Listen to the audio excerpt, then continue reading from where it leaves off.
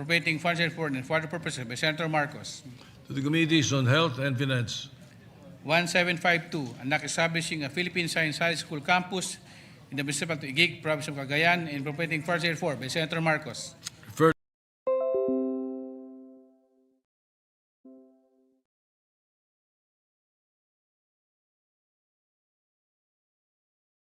Courses, Education Curriculum by Senator Villar Camille.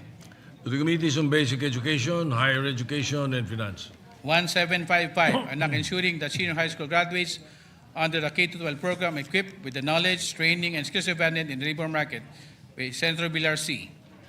To the Committees on to the Committee on Trade, Science and Technology, and Finance. 1756, an act providing support services for small entrepreneurs in the online spaces and providing mechanisms for the integration of the formal economy by Senator Villar C.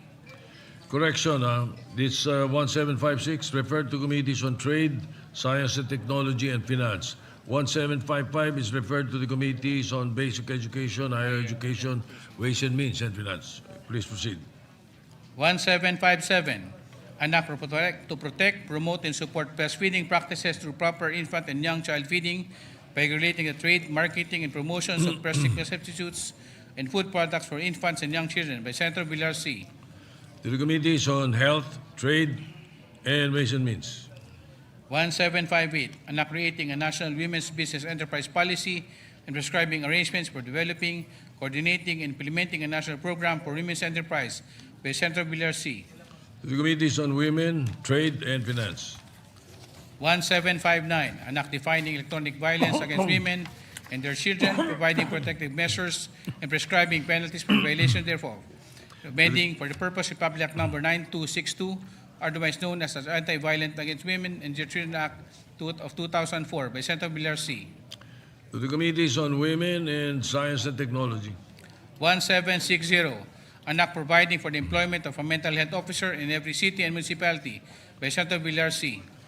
To the Committees on Health, Local Government, and Finance. 1761, an act institutionalizing a national telemedicine system in the Philippines by Senator Villar C. To the Committees on Health and Finance. 1762, an act requiring restaurants, food chains, and other food service establishments to provide nutritional information of their food and beverage offerings by Senator Villar C. To the Committees on Health, Trade, and Finance. 1763, an act reducing wastage by donating and recycling excess edible food by Senator Villar C.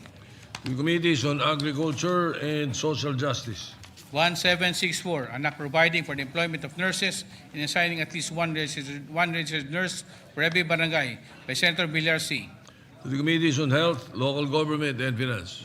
1765, an act strengthening the Rare Disease Act of the Philippines, amending Republic Act Number 10747 and for other purposes by Senator Villar C.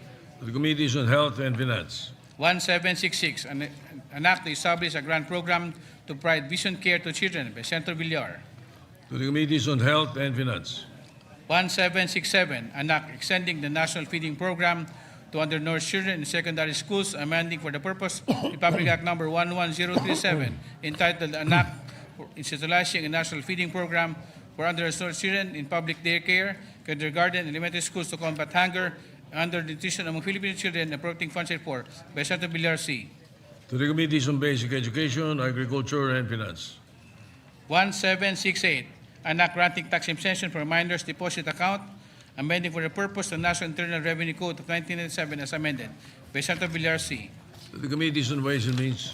1769, an act providing educational assistance to the children and dependents of farmers and fisher folks by Senator Villar C. To the Committees on Basic Education, Agriculture, and Finance. 1770, an act promoting responsible waste disposal and clean public space, mandating local government units to provide public trash bins every 100 meters, strengthening local solid waste management and providing funds for by Senator Villar C. To the Committees on Local Government, Environment, and Finance. 1771, an act strengthening the wildlife conservation and protection mechanism in the Philippines, amending for this purpose Republic Act Number 9147, otherwise known as the Wildlife Resources Conservation and Protection Act by Senator Villar C. To the Committees on Environment, Sustainable Development Goals, Ways and Means, and Finance. 1772, an act amending Republic Act Number 10642, otherwise known as the Philippine Lemon Law, by Senator Villar C. To the Committee on Trade, 1773, an act promoting plasma donation and collection, establishing plasma banks, appropriating funds therefore and for other purposes, by Senator Marcos. to the Committee on Health and Finance, 1774, an act granting broader authority to the Department of Trade and Industry in the implementation of its mandate to combat deceptive, unfair, and unconscionable sales practices, otherwise amending Republic Number 7394, otherwise known as the Consumer Act of the Philippines, by Senator Marcos. to the Committee on Trade, 1775, an act declaring the rights and responsibilities of patients, providing penalties for violations, therefore, and for other purposes, by Senator Marcos. to the Committees on Health and Justice,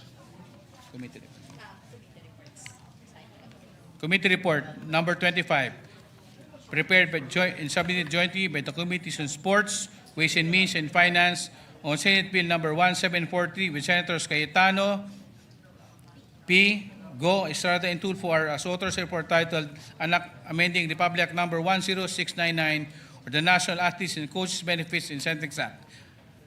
Recommending its approval in substitution of Senate Bills number 27, 407, 474, and 713 by Senator Go.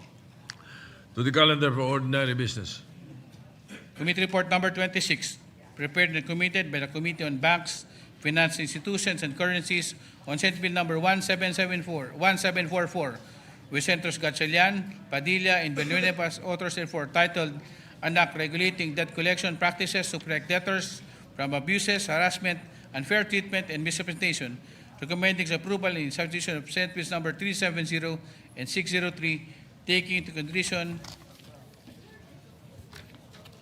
PS Resolution number 21 by Senator Villanueva. to the calendar for ordinary business. Majority Leader,